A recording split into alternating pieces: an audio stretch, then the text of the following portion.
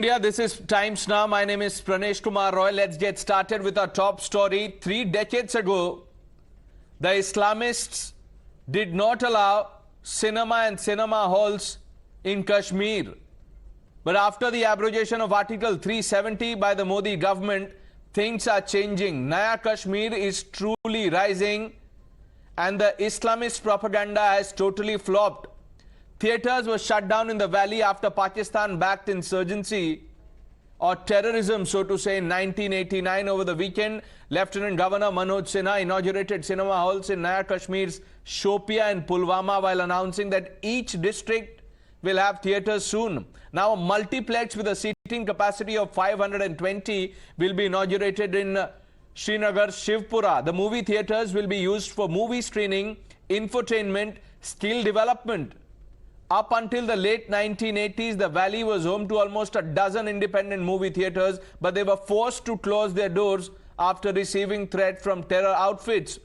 Although authorities tried reopening several of the theatres in the late 90s, but terrorists foiled those efforts by attacking the Regal Cinema in Lal Chowk with a devastating grenade in September 1999. Finally, Naya Kashmir will be able to enjoy the wonderful experience of watching movies. The youth is ecstatic. They are embracing this move. But there are those who so far peddled the narrative of alienation. Now that Naya Kashmir is embracing Sabka Saath, they have a problem.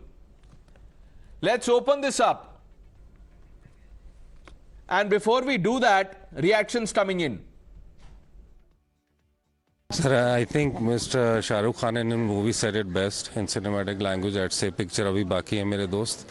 And this was just an interval. This was just a pause because Kashmir never stopped loving cinema and cinema never stopped loving Kashmir.